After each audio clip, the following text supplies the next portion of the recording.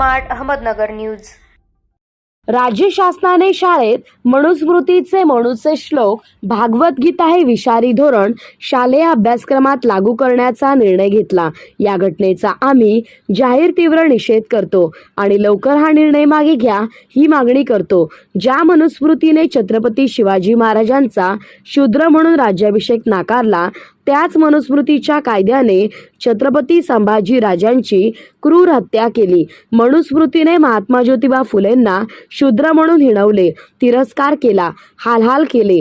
छत्रपती शाहू महाराजांना बहुजनांना सर्व सवलत मिळाली पाहिजे हे धोरण तयार केलं, परंतु त्याच मनुस्मृतीने बहुजनांना कसं गुलाम करता यावं हे चातुर्वर्ण पद्धत निर्माण केली।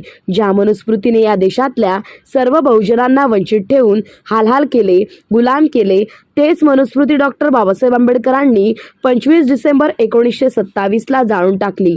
कायमची त्या मनुस्मृतीला मूठ माती दिली, परंतु आज त्याच मनुस्मृतीला पुन्हा जिवंत करण्याचे धोरण हे राज्य सरकार करत आहे। विद्यार्थ्यांना हे मनुस्मृतीचे श्लोक शिकवून हे विषारी जर महाराष्ट्राच्या नसानसात पुन्हा रुजवण्याचं काम करत आहे। पुन्हा नव्याने चतुर्वर्ण पद्धत निर्माण करण्याची यांची तयारी चालू आहे। हा डाव आता आपण बहुजनांनी हाणून पाडला पाहिजे, कारण की हा देश मनुस्मृतीच्या कायद्यावर नाही तर भारतीय संविधानावर चालतो। ज्या कायद्याने हा देश चालतो तो संविधानाचा कायदा आता शालेय अभ्यासक्रमात असला पाहिजे। प्रत्येक विद्यार्थ्याला भारतीय संविधान समजलं पाहिजे। देशाप्रती त्याला अभिमान असला पाहिजे। प्रथम देश नंतर धर्म ही शिकवण विद्यार्थ्यांना दिली पाहिजे। भारत माझा देश आहे हीच पद्धत राबवली पाहिजे। कोणताही धार्मिक शिक्षण शाळेतून देता येत नाही। संविधानाच्या आर्टिकल 28 मध्ये स्पष्ट लिहिलेले आहे।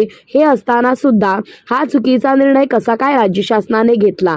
संपूर्ण जग डॉक्टर बाबासाहेब आंबेडकरांनी दाखवलेल्या समतेच्या मार्गावर चालत आहे। बाबासाहेबांचे वेटिंग फॉर विसा हे आत्मचरित्र कोलंबिया विद्यापीठात जगातील सर्व विद्यार्थ्यांना शिकवल्या जात आहे। बाबासाहेबांनी शिक्षणासाठी केलेले कष्ट, त्याग, मेहनत याची जाण ठेवून बाबासाहेबांचे बोट धरून आज अनेक बाबासाहेबांच्या मार्गावर चालत आहे। मग या देशात बाबासाहेबांनी जाळून टाकलेल्या मनुस्मृतीचा कसा काय स्वीकार होतो? ज्या पुरुषांनी आजपर्यंत चातुर्वर्ण पद्धत स्वीकारली नाही ते पुन्हा तुम्ही कशी काय लागू करता?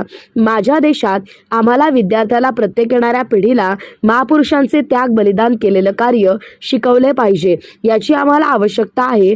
मनुस्मृतीने काय दिलं? स्त्रियांना मनुस्मृतीने गुलाम केलं। तेच गुलामी पुन्हा तुम्हाला आणायची का? स्त्रियांना स्वतंत्र करणारा संविधान तुम्हाला पाहिजेत नाही का? संविधान तुम्हाला मान्य नाही का? मग मनुस्मृतीचे श्लोक अभ्यासक्रमात कशासाठी? तात्काळ हा निर्णय रद्द केला पाहिजे आणि अभ्यासक्रमात भारतीय संविधान प्रत्येक विद्यार्थ्याला शिकवलं पाहिजे हे आम्ही मागणी करतो। अन्यथा महाराष्ट्रभर याचा तीव्र विरोध म्हणून आम्ही सर्व बहुजन समाज रस्त्यावर उतरून या निर्णयाला पुन्हा जाळून टाकू हेच आम्ही आवाहन करतो आणि यासाठी आपण एक मोठे तीव्र लढ उभारू। सरकारचा हा डाव हाणून पाडू, हा निर्णय रद्द झाला पाहिजे। यासाठी रस्त्यावर उतरू। आम्ही या निर्णयाच्या विरोधात आहोत। आपण सर्वजण मिळून हा लढा तीव्र मजबूत करू। हा निर्णय रद्द झाला पाहिजे यासाठी लढा उभारा हेच आवाहन करतो आणि या निर्णयाचा निषेध करतो।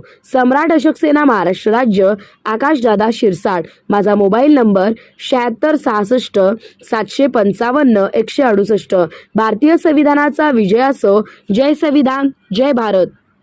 महाराष्ट्र शासनाने एक निर्णय घेतला।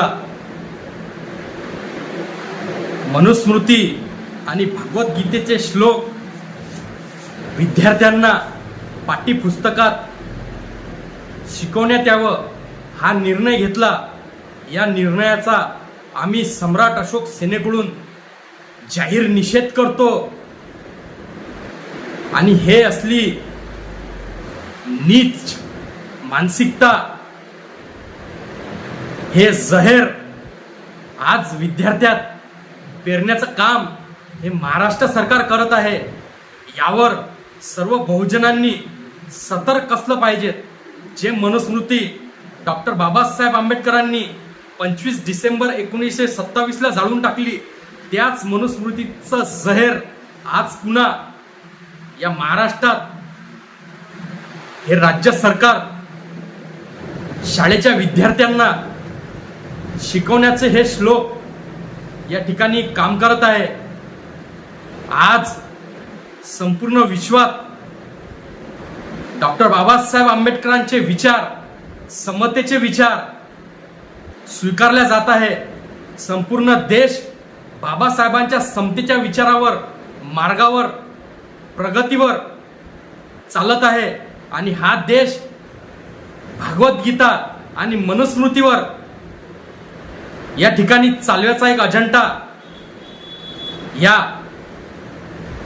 देशात चालू आहे. कदापि आम्ही हे होऊ देणार नाही. हा डाव आम्ही हाणून पाडल्याशिवाय राहणार नाही.